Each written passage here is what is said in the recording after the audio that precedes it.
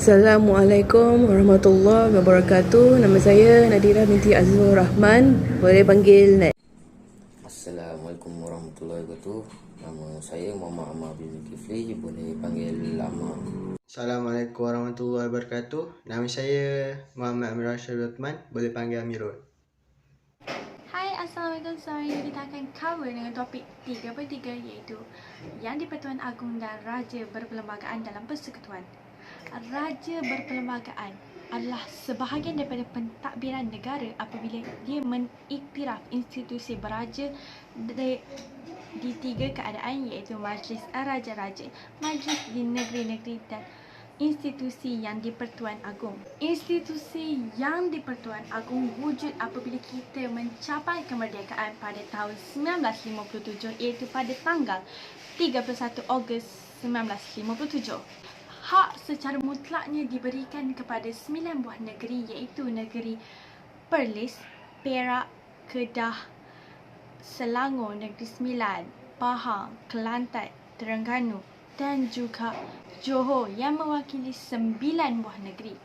Yang di-Pertuan Agong kita yang pertama adalah daripada Negeri Sembilan iaitu Tuanku Abdul Rahman yang telah memerintah selama 5 tahun iaitu pada tanggal 31 Ogos 1957 hingga 1 April 1960. Agong kita yang kedua adalah Sultan Hishamuddin Alam Shah yang telah memerintah selama 5 bulan iaitu pada tanggal 14 April 1960 hingga 1 September 1960 sebelum baginda wafat pada tarikh tersebut.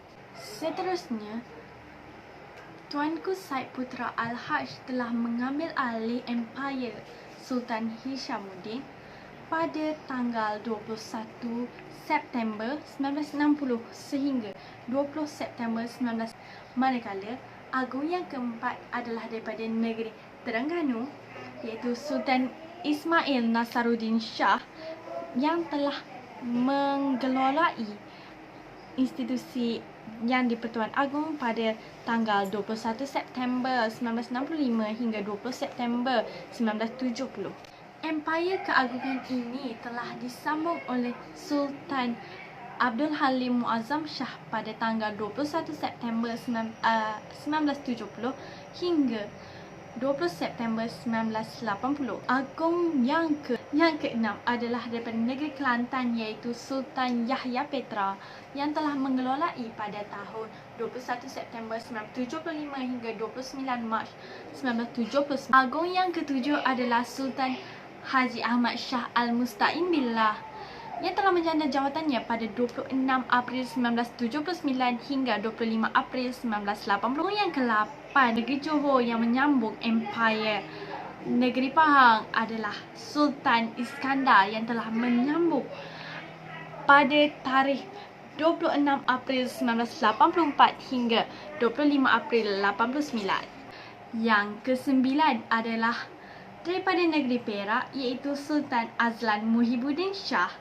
yang telah mentadbir dari 26 April 89 hingga 25 April 94. Agong yang ke-10 adalah daripada negeri Sembilan iaitu Tuanku Jaafar yang telah mentadbir daripada 29 April 94 hingga 25 April 99. Ke-11 daripada negeri Selangor iaitu Sultan Salahuddin Abdul Aziz Shah Al-Hajj yang telah mentadbir pada 26 April 99 hingga 21 November 2001. Terusnya daripada negeri Perlis iaitu Tuanku Said Sirajuddin yang telah menyandang jawatan sebagai Agong negara kita pada 13 Disember 2001 hingga 12 Disember 2006.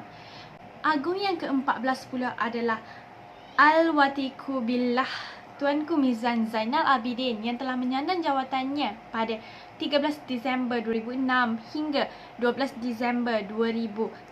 Kedah iaitu Almarhum Sultan Abdul Halim Muazzam Shah yang telah menyandang jawatannya selama 5 tahun bermula daripada 13 Disember 2011 hingga 12 Disember 2016.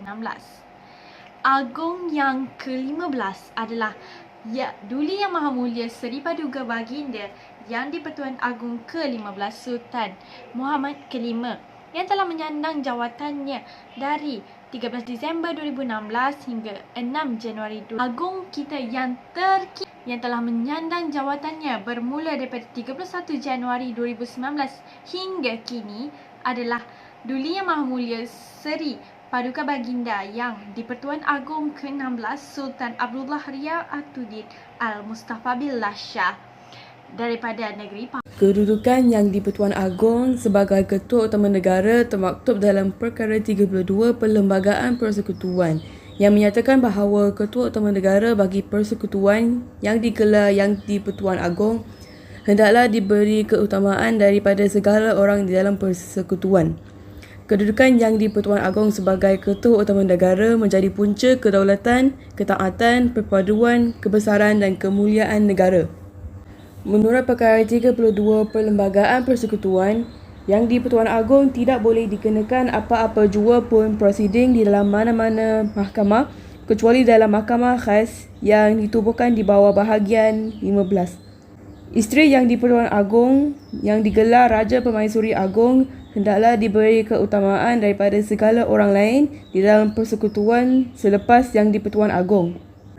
Yang di-Pertuan Agong hendaklah dipilih oleh Majlis Raja-Raja bagi tempoh 5 tahun, tetapi boleh pada bila-bila masa meletakkan jawatan melalui surat yang ditandatangani sendiri olehnya yang ditujukan kepada Majlis Raja-Raja atau boleh dipecat daripada jawatannya oleh Majlis Raja-Raja dan hendaklah berhenti memegang jawatan apabila terhenti menjadi raja.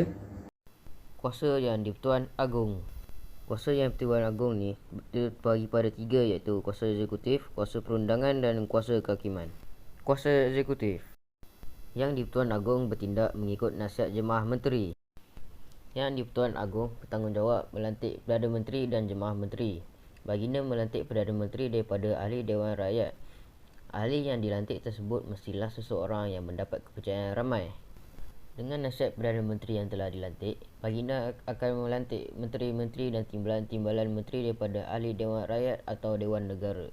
Yang di-Pertuan Agong juga terlibat dalam pelantikan jawatan penting. Baginda akan melantik Peguam Negara, Panglima Angkatan Tentera dan Ketua Audit Negara. Baginda juga melantik Ahli Suruhanjaya Pilihan Raya, Ahli Suruhanjaya Polis dan sejumlah ahli dalam Majlis Angkatan Tentera. Dalam bidang ketenteraan, Yang di-Pertuan Agong merupakan pemerintah tertinggi dalam Angkatan Tentera Malaysia.